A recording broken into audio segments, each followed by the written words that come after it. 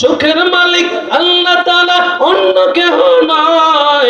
আমার কৃষক ভাই, শ্রমিক ভাই, একটা কথা বইলা যায়, জেনে রেখো ইসলাম ছাড়া শান্তি কোথাও নাই। ঠিক কিনা বলেন?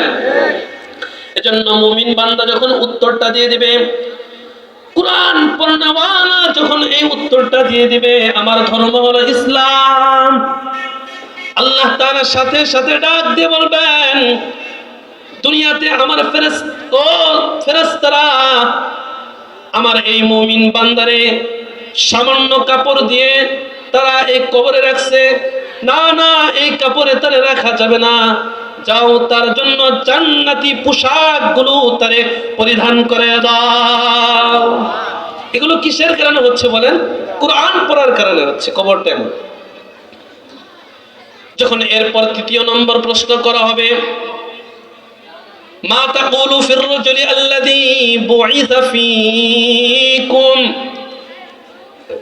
এই যে তোমাদের মাঝে যে রাসূলকে পাঠানো হয়েছিল, নবীকে পাঠানো হয়েছিল, ইনি কে? বলেন আমাদের নবী কে? সবাই বলেন মুহাম্মাদুর রাসূলুল্লাহ। সূরা বলেন আমাদের নবীর নাম কি? দিবানিশি তোমায় ভেবে হয়েছি বেকুল, তুমি আমার প্রিয় নবী মুহাম্মদ রাসূল, তুমি আমার প্রিয় নবী মুহাম্মদ রাসূল। এই তোমার নামে দরুদ পড়ে ধরণী কুল, তুমি আমার প্রিয় নবী মুহাম্মদ রাসূল, তুমি আমার প্রিয় নবী মুহাম্মদ রাসূল। মুমিন বান্দা কোরআন পড়নেওয়ালা যখন বলবে আমার নবী হলো মুহাম্মাদুর রাসূলুল্লাহ, আল্লাহ তাআলার সাথে সাথে বলবেন আফতাহু লাহু বাবান ইলাল জান্নাহ, যা আমার বান্দার জন্য জান্নাতের একটা দরওয়াজা তোমরা খুইলা দাও।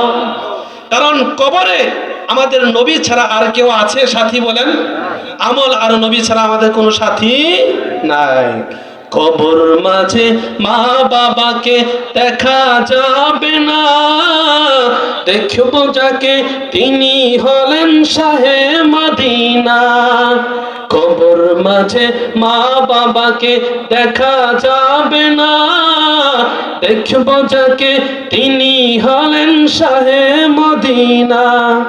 সেদিন নবী বিনে আর তো কেহ সঙ্গী হবে না, সেদিন নবী বিনে আর তো কেহ সঙ্গী হবে না। আমার মরণ আসিবে কখন কেউ তো জানে না, আমার মরণ আসিবে কখন কেউ তো জানে না। এই বান্দাটা তাহলে কবরে কোরআন পড়নেওয়ালা, কবরে কোনো টেনশন আছে কিনা বলেন? কোনো টেনশন নাই। এবার আসেন, দুনিয়াতে টেনশন নাই, কবরে টেনশন নাই। এবার হাসরের মাঠ যেদিন আল্লাহ পাক রব্বুল আলামিন কায়েম করে দিবেন, সেদিন কি কোরআন পড়নেওয়ালার কোনো টেনশন আসেনি? নবী বলেন ক্বালা সালাসাতুন তাহতাল আরশি ইয়াউমাল কিয়ামাতি আল কুরআন। নবী বলেন তিন শ্রেণীর মানুষদেরকে আল্লাহ পাক রব্বুল আলামিন আরশের নিচে ছায়া করবেন। আরেক হাদিসে 7 শ্রেণীর কথা এসেছে, যে হাদিসের ভিতরে 3 শ্রেণীর কথা এসেছে। নবী বলেন যারা দুনিয়াতে কোরআন পড়েছে আল্লাহ তাদেরকে আরশের নিচে ছায়া দান করে দিবেন। একটু জোরে বলবেন সুবহানাল্লাহ। তাহলে বলেন কোরআন পড়নেওয়ালা দুনিয়াতে টেনশন আছে, কবরে টেনশন আছে, হাসরের মাঠে টেনশন আছে? টেনশন নাই। এবার এই কোরআন পড়নেওয়ালাকে কি করা হবে? তিরমিজি শরীফের 2909 নম্বর হাদিস, নবীজি সাল্লাল্লাহু আলাইহি ওয়াসাল্লাম বলেন মান ক্বারাআ নবী সাল্লাল্লাহু আলাইহি ওয়াসাল্লাম বলেন মান ক্বারাআল কুরআন ওয়া আমিলা বিমা ফীহি উলবিসা ওয়ালিদাহু তাজান ইয়াউমাল কিয়ামাহ। কোরআন পড়নেওয়ালাকে ডাক দিয়ে বলা হবে, ও কোরআন পড়নেওয়ালা, তুমি দুনিয়াতে কোরআন পড়েছিলা, আমল করেছিলা, যাও এই কোরআন পড়ার ওসিলায় আমি আল্লাহ তোমারে জান্নাত দান করে দিলাম। কোরআন পড়নেওয়ালা যখন কোরআনের কারণে জান্নাতে ঢুকতে থাকবে, যখন জান্নাতের গেটের কাছে চলে যাবে, তখন তাদের মনে পড়বে, হায় রে, কোরআন দুনিয়াতে পড়ছিলাম, এজন্য আল্লাহ আমারে জান্নাত দিল। আমার বাপ না কত কষ্ট করে আমারে কোরআন কিনে দিয়েছিল, আমার মা নিজে না খাই আমারে খাওয়াইলো, আমার বাবা ঈদের সময় নতুন জামা পরিধান না করে আমারে নতুন জামা পরাইলো, আমারে কোরআন কিনে দিল, আমারে হাল কিনে দিল। ওই মা বাবার কারণে তো আজকে জান্নাত পাইলাম। অতএব ওই মা বাবাকে রাইখা আমি জান্নাতে যাইব না, আল্লাহর কাছে সুপারিশ করবে। হাদিসের ভিতরে আছে, ওয়াশাফাহু আশরাতাম মিন আহলি বাইতিহি কুল্লুহুম কদ ওয়াজাবাত লাহুন নার।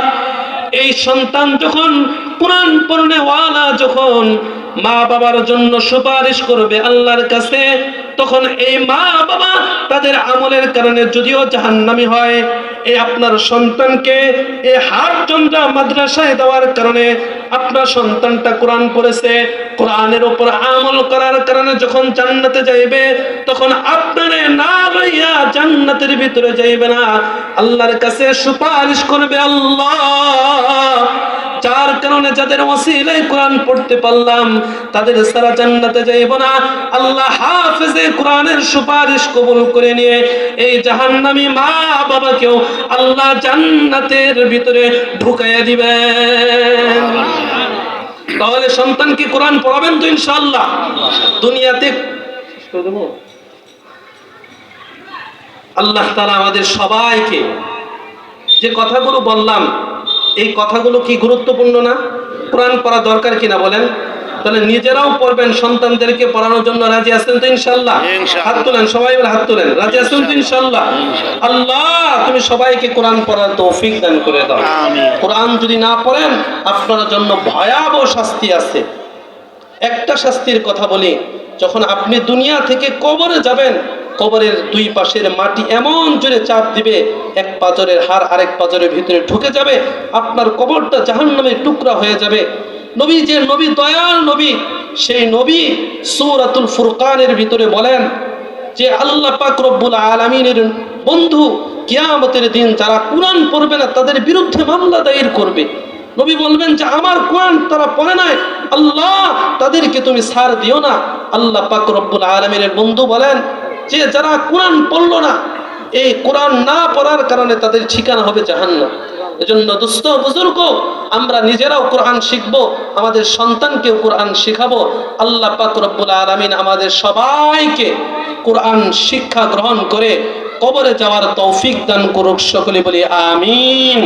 ওয়া আখিরি দাওয়ানা আনিল হামদুলিল্লাহি রাব্বিল আলামিন। আসসালামু আলাইকুম ওয়া রাহমাতুল্লাহি ওয়া বারাকাতুহু।